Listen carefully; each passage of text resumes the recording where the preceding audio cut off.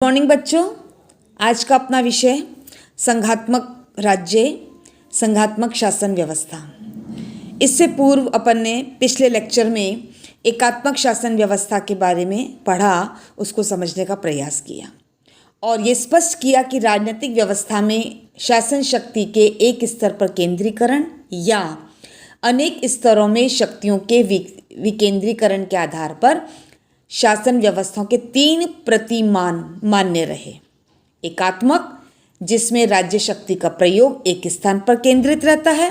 परिसंघात्मक, जिसमें राज्य शक्ति का प्रयोग अनेक स्थानों पर केंद्रित रहता है।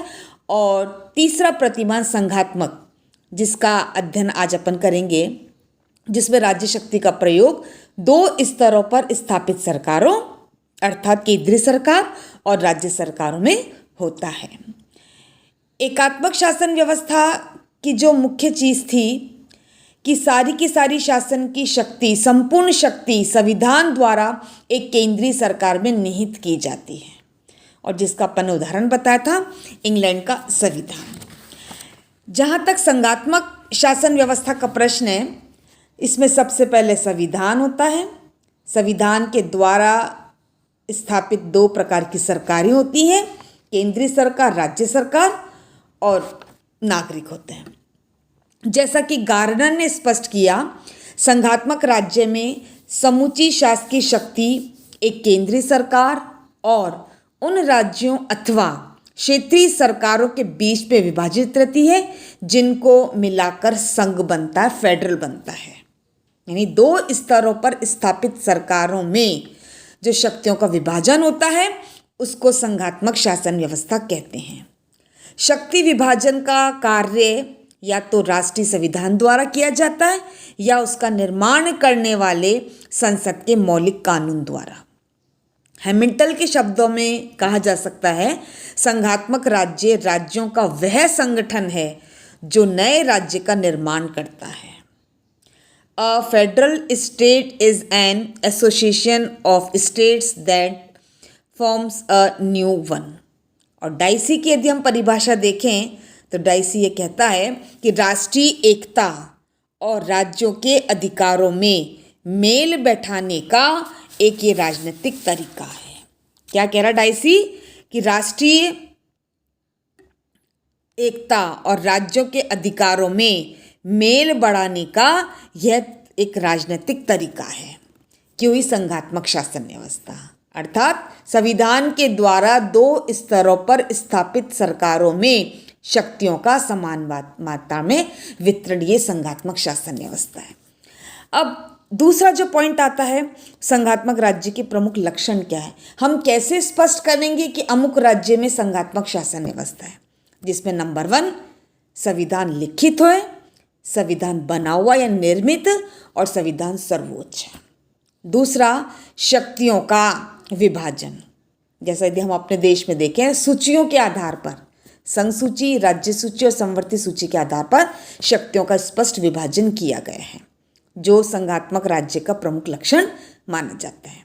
तीसरा प्रमुख लक्षण, एक स्वतंत्र और निष्पक्ष न्यायपालिका की व्यवस्था। तो दूसरी बात अपन ने क्या देखी कि संघात्मक शासन के प्रमुख लक्षण क्या है।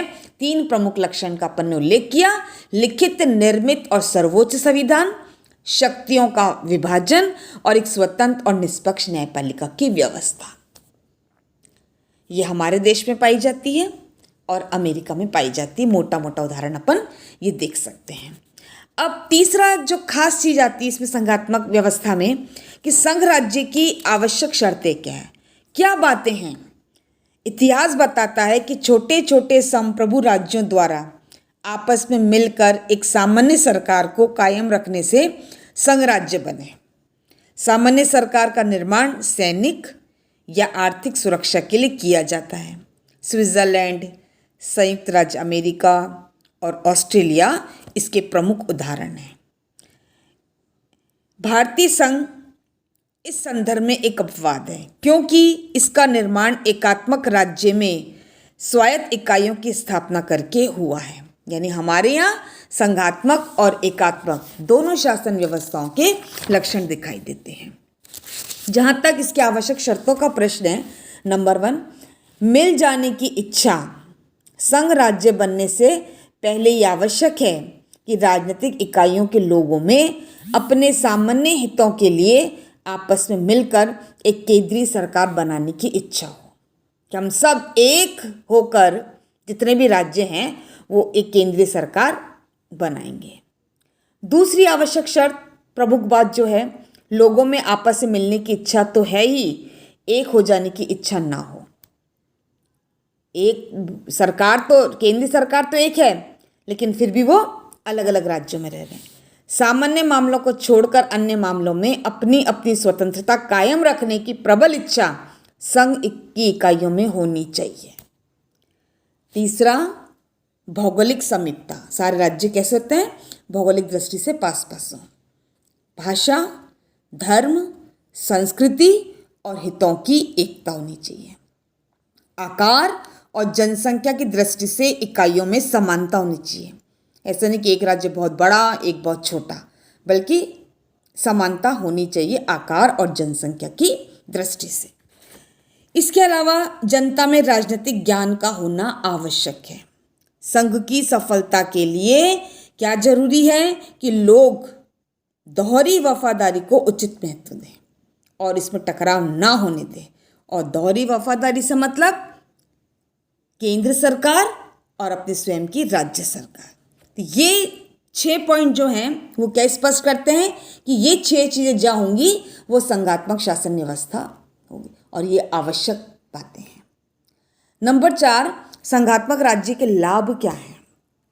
राष्ट्रीय और स्थानीय शक्ति में संतुलन कायम रहता है, कि जो भी राष्ट्रीय सरकार है, जो स्थानीय सरकारें हैं, उनकी जो शक्तियाँ उसमें बैलेंस ऑफ पावर दिखाई देता है, क्योंकि संविधान के द्वारा ही केंद्र सरकार को और राज्य सरकार को अलग अलग शक्तियाँ वितरित की जाती हैं। तो सबसे बड़ा जो लाभ है, सबसे बड़ी जो अच्छाई है वो संघात्मक शासन व्यवस्था की यही है।